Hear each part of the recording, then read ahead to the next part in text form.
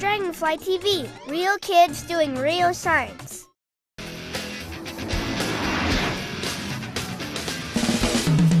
I'm Emily. I'm Jen. Guess what our favorite sport is? Is it basketball? It must be baseball. No. We slide! Oh, boy! But it's not that kind of sliding. We luge. Luging is a sport where you race down an ice track on a sled, lying down. We go 65 miles per hour down a 1-mile track. Luge is the fastest sport on ice.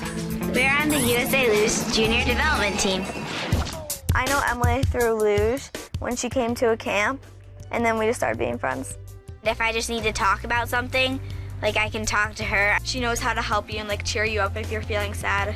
She's like really good to have as a good friend. If I have a bad run, she knows she helps with it. On our free time, we'll usually go play ping pong or pool in the game room. Ping pong. Yeah. Or eat candy.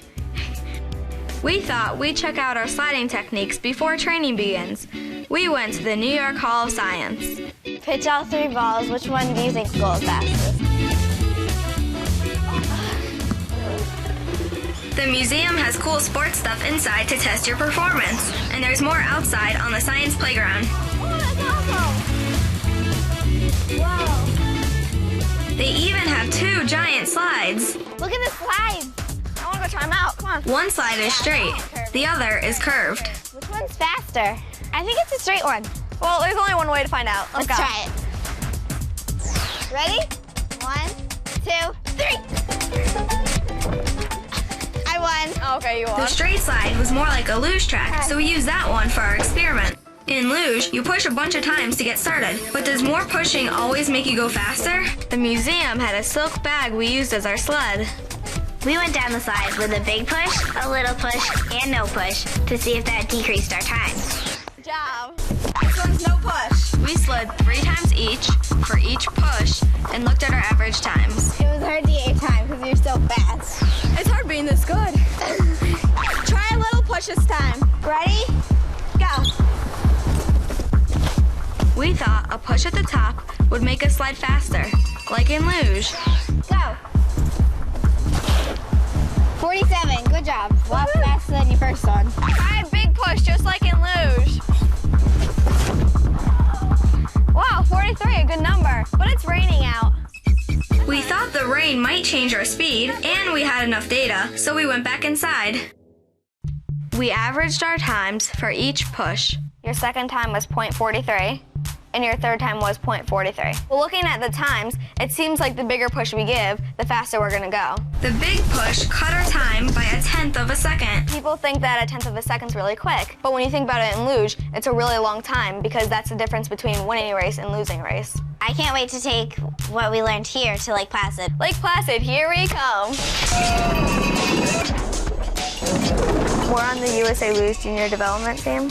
Overall, in a year, we spent about 2 months training in Lake Placid. I've been off the track for about 3 months now, and I'm really excited to get back into it because it's something I really love to do. My ultimate goal in luge is to go to the Olympics. Either 2014 or 2018 is probably when I want to go. Just the feeling of going down again, just like letting just the adrenaline rush, the big thrill. I'm really excited to go back up to Lake Placid and luge. The speed and the adrenaline, I can't get it anywhere else. We want to find out if more paddles will decrease our times. Pushing hard helped our slides at the museum, so we decided to see if more pushes helped us on the track. Starts can make the difference between winning and losing a race. In a luge start, you push or paddle on the side of your sled. There are no rules about how many paddles you can do in luge. The spikes on my gloves are used for paddling to give you more momentum, more push, so you can go faster on the start.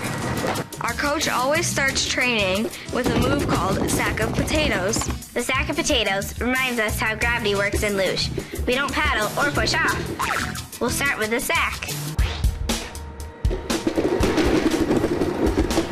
Your time was 2.043. You got 2:38. We'll do the rest of our runs with our normal start out of the gate. We'll record our times with no paddle, 1 paddle, 3 paddles, and 5 paddles.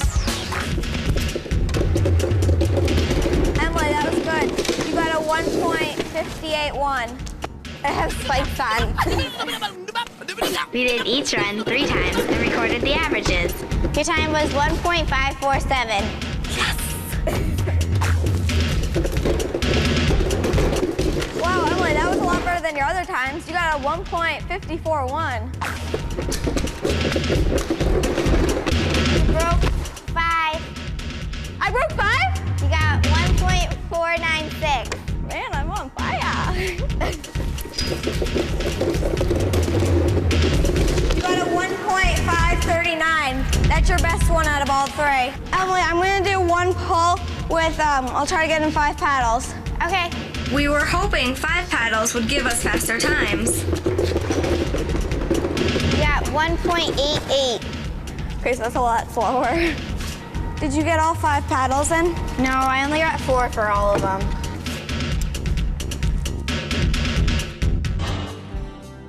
Half of my friends say it's really cool. It's not a very common sport, But then the other half say, wow, you're crazy. and so it's just fun to be different. There's nothing I'm really missing out on that I'd rather do more than luge. I can't really imagine my life without it. It's all worth it. We charted our average start times. 4.508. We finally finished our chart. Let's look at the results. What was your fastest time, Emily? My fastest time was the pull of the 3 paddles. Me too. My slowest time was the sack of potatoes, though. The pull I had the most trouble with, I think, was the 5 paddles. Yeah, me too. More paddles made us slower. They increased our time. Like the gravity, like we couldn't keep up with it because our bodies and our sleds would just start moving faster and faster, and we wouldn't have time to get our hands back in front to paddle again. Well, there's only one way to find out, like, if it really works. To take my first run and everything, it's just so exciting.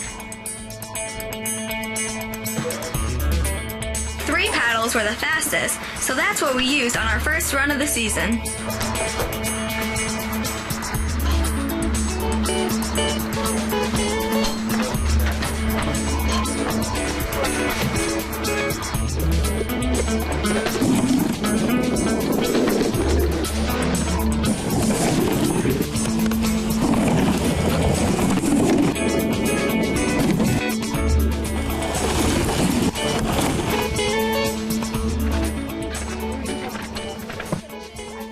So exciting just to get the first one over with and not be nervous anymore.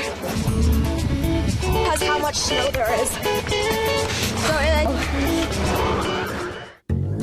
Surf on over to the DragonflyTV website at pbskidsgo.org. Stream a cool DFTV video, play an awesome game, or try a surprising do it. And don't forget to tell us what you're doing with science. We want to hear from you.